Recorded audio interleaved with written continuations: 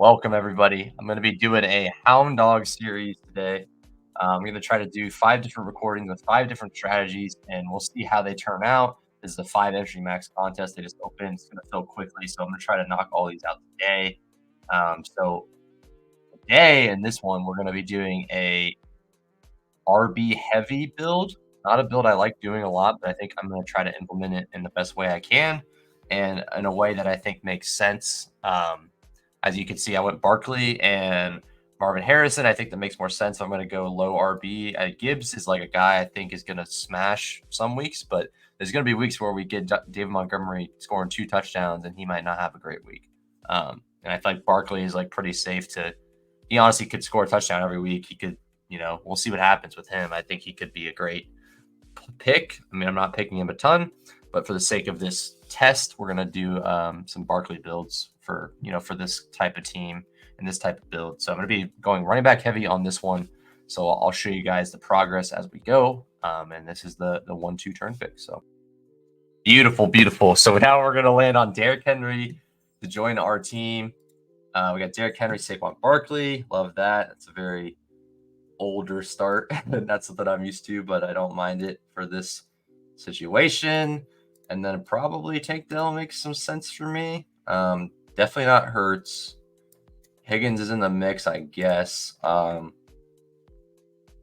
Maybe it's like Cooper, or I just go my second running back here.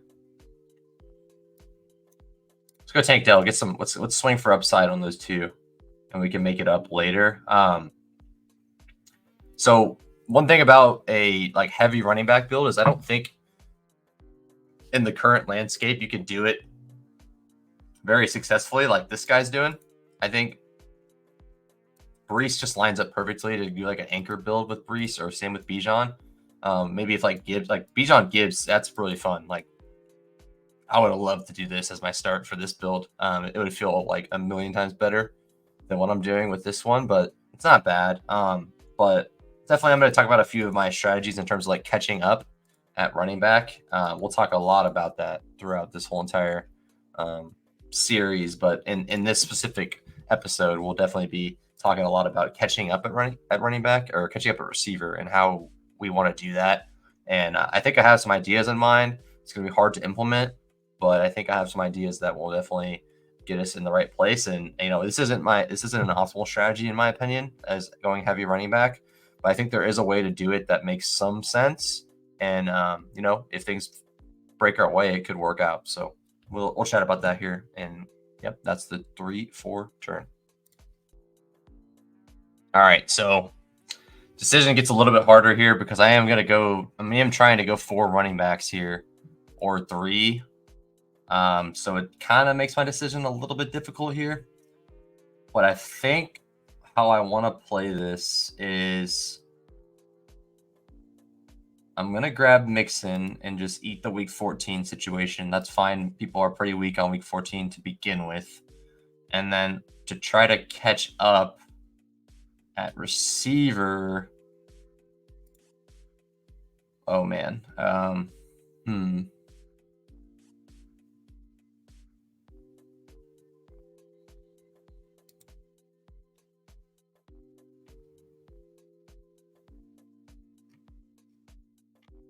going to take Hollywood. So originally my plan was to, this is kind of tough right now. It's not really lining up the way I hoped to, but it's okay. I think what I'm going to do is one more running back. I'm going to wait a little bit.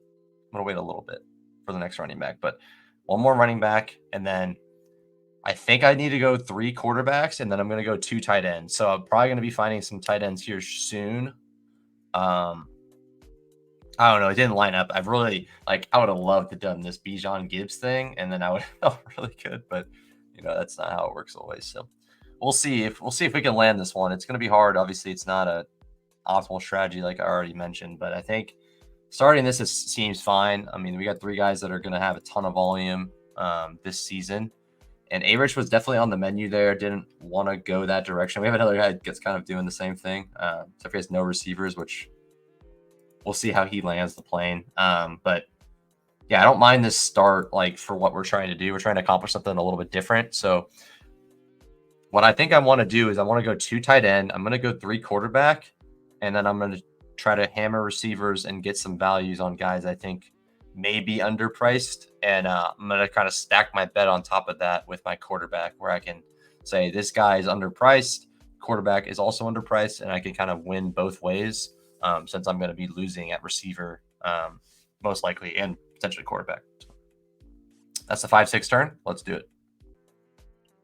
All right, 7-8 turn. Kind of the room is giving me some things that I like. I'm definitely gonna grab Ferguson to get my first tight end, so I can close it at 2. Hopefully, this is where it gets tough because I could get Jonathan Brooks and be done at running back, but it doesn't really feel good to do that on this type of build when I'm already kind of baking in a lot of volume. It just seems like a little bit much. We're going to take Kyler because the room gave it to us. Oh, man, not taking a receiver there is probably going to bite me. But I wanted Hopkins or Deontay. None of them fell there. There's some people I like later that I can catch up with. But now I kind of have luxury where I could go 2. Could also go 3 quarterbacks. So definitely going to go 2 tight end no matter what. Whoever I can find. Hopefully I can get Goddard or Bowers to come back to me. And then I'll stop at 2.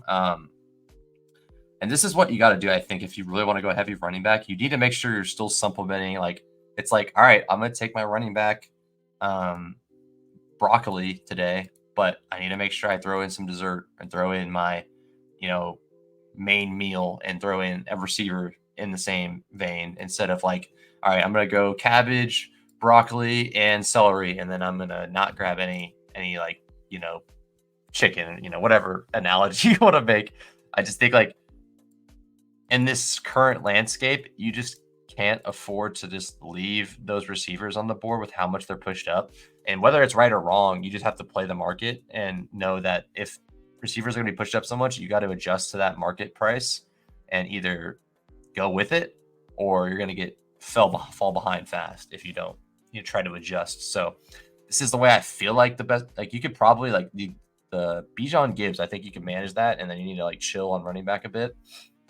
But depending on who you get, I think you just have to stop and at least grab a receiver while you're doing it, or else you're going to run out of good receivers. Because if you're ending up with your first receiver is Hollywood Brown, honestly, you're probably just going to lose.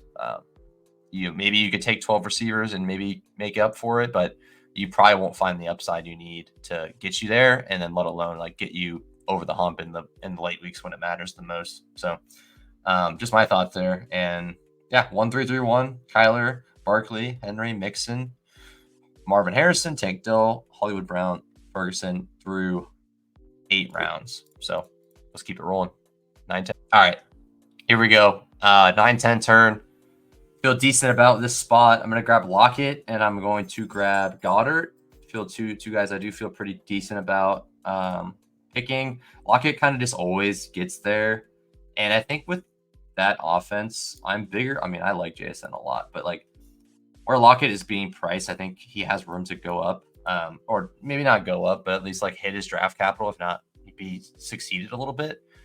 Just makes sense to pick there. When you're trying to catch up at receiver, I think like finding the guys that maybe are a 2-round value or a 1-round value make the most sense. Obviously, you still want to sneak in those home runs. Like we got Tank Dell as a home run slot. Marvin Harrison could end up being a top 3 receiver, top 5 receiver type guy. So we have some like home run shots, but we're really just hoping like, let me get a double, let me get a single, let me get a guy that's like a 2-round value or a 3-round value. Definitely room for like that Seattle offense to go up if they pass more. There could be room for JSN, Fant, Metcalf, and Lockett to all eat at their prices. Probably an odd man out more than likely, but I think Lockett's a good pick to try to catch up. And there's other guys I like a lot. And my 2 teams right now are Denver, Cleveland. You can say the same for the Saints. And New England are my main teams that I like to catch up with at running back or catch up at receiver. Sorry, I'm already caught up at running back. So I'm trying to catch up at receiver, trying to find guys that might be a couple rounds undervalued and take advantage of that. So we're done at tight end. We have 1 quarterback. We're probably gonna have 1 more running back, and then we're gonna be trying to just crush receiver the rest of the way. So we'll see if we can land this one in a decent way, and yeah, keep it going. 11-12 turn. This is I think this is the guy that makes a lot of sense for this to end my running back build is Corum at value here. I'm gonna grab Corum, a guy that I think is kind of like a handcuff more so than anything, but a guy I definitely think is viable at price. So my concern here is I don't want to miss out on Polk, but I do like Leggett in the same vein. Josh Downs also seems like a fun one to go for. Let's get Leggett. Let's get him. So we have a couple guys that I think could be some bigger swings. I think like it's pretty safe to say that Leggett, Xavier Leggett is going to get some chances, and just a guy I think is definitely going to at least get some work this year. Also leaves me the option to go with Gino late. Gives me the option to go Bryce Young late. I already have Kyler stacked with Marvin, so it feels good there. And then we're done at running back, done at tight end. We can basically turn off those two positions if we wanted to. There's a couple guys here that I do think are really good swings. Mooney is more of like a safe, like maybe this is a 3-round value type guy. This guy could be going in the hundreds next year. And then Polk could be a guy that's going in like the 70s next year or higher, depending if he breaks out in that Patriots offense. So two guys I really hope if they both come back, I'll feel really good. If one comes back, I'll feel decent. But I guess we'll see what happens. And now we're lining up. Okay, Mooney goes really early. That is not great. But definitely some guys down here that I'm just targeting. This is when I start looking at my Denver guys, my New England dudes. So not bad. Obviously, I have some Arizona guys down there if I want to double stack up Kyler. But we'll see how we want to land this plane. So here we go. We're coming into the final stretch of this draft. Wish me luck. All right, back on the clock here again. A lot of the guys I wanted are gone, unfortunately, but I will grab Troy Franklin to go with my Denver stuff. And how else do I want to land this plane?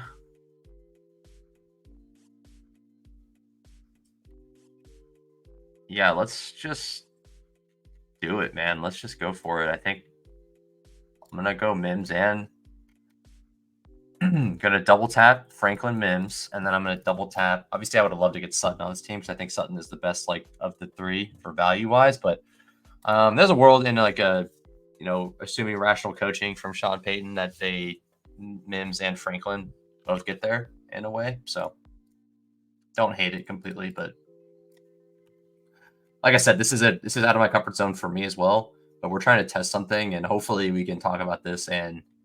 It'll be fun to look at these. So I'll try to keep track of these like every month or 2 months and during the season. And we'll kind of look at it and be like, okay, what team's doing the best? What team's looking good? What team's looking dead already? And it could be just because the structure is bad. It could be because the strategy didn't work at all. It could be because players got hurt.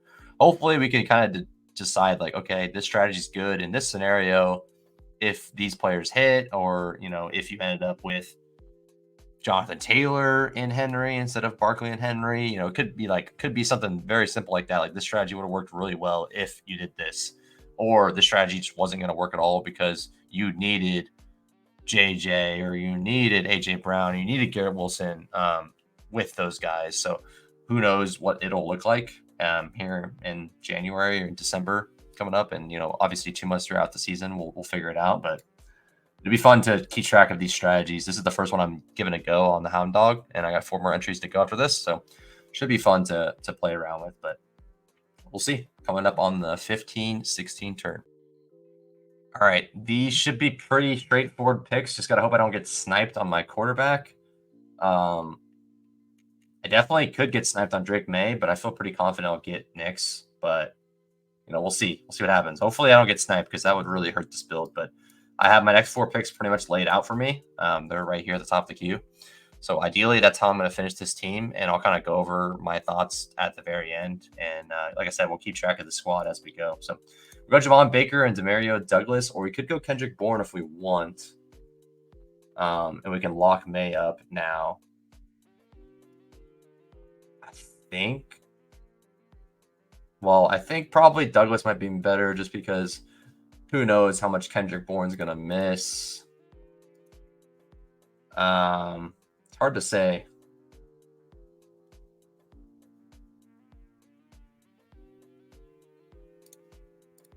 We're gonna grab May. That's what we're gonna do. And the thing about that is like I want to lock up May because he makes this build make more sense, and I could either get Kendrick or Demario coming back, and maybe you could say that it's probably a dumb decision to go with May there and not just wait because he sometimes goes undrafted. But I feel fine about Kendrick or Demario, even though I was a big Demario guy last year.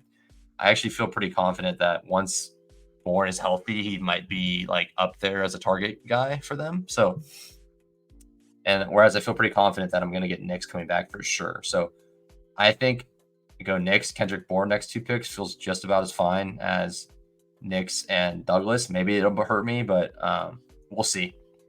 And I feel like I have enough guys here that are going to get work. Like we know Marvin's getting work. We know Hollywood's getting work. We know Lockett's going to get work. And then we have guys that should be involved early and often. And then we have Tank Dill. I think it's going to be fine too. So it's a high volume passing offense with Houston. So I think this is how you want to do it if you want to dig out of a wide receiver avalanche or just dig out of like being in a hole early because you go early running back. So we'll see. Hopefully we can get these last 2 picks in and not have to worry about getting. Perfect. So made sure I got May, locked him in. I think I would have got him anyways, just based on the quarterbacks on the board. But got to lock in Bo Nix and Kendrick Bourne. Feel pretty good. Like by week 11, that one of May or Nix are going to be full-time starters, if not both, and that should be a solid team to work with. Definitely, you could do this with like T Law. You could do it with like Herbert. You could do it with Tua. Any of those guys in that range kind of makes sense if you want to do 3 quarterbacks. You could definitely do like only May with Mahomes or Josh Allen or something like that. But I think this makes more sense just having a couple backstops as you have your one option and then your 2 guys that one of them hits, or if they both hit, you're looking really good. So I think this is how you dig out. Like you find these undervalued teams where like a lot of the Denver pieces are all going late. If Denver is a little bit better than we expect, he's not a 150. He's not worth that. Like he's worth more than that. He's worth more than that pick too. And then if Patriots are better than expected, and we get Javon Baker and Kendrick Bourne to both be important pieces of that, they're both way underpriced. Same with Drake May's way underpriced. So I hit on 3 pieces that are underpriced there, and then I kind of get other guys like, there's a chance to get is a bust, but he's an upside swing. And then we got Lockett as a guy that I feel like is pretty confidently going to take, as long as he's healthy, he's going to keep that value of 108, if not stay around that range. Same with Hollywood. I feel pretty confident in him as long as he, stays healthy. And then we have an upside swing with Tank Dell that could be amazing, could be not great. And then Marvin feels pretty safe as a guy that's going to be, a top 10 receiver this year, if not better. So, and then obviously a tight end feels fine. We got some little bit of upside there with Ferguson and Goddard, but also a lot of floor, in my opinion, the guys that are going to get probably 5-6 targets a game at least.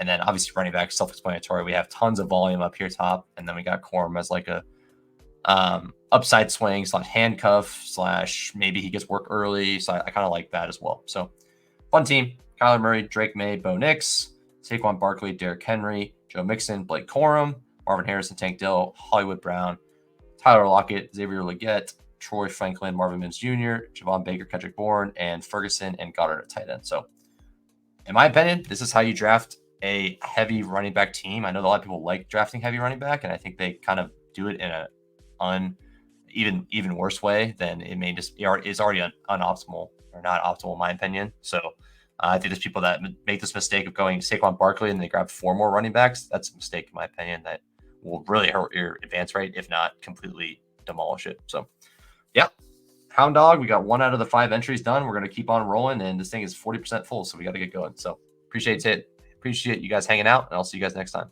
Later.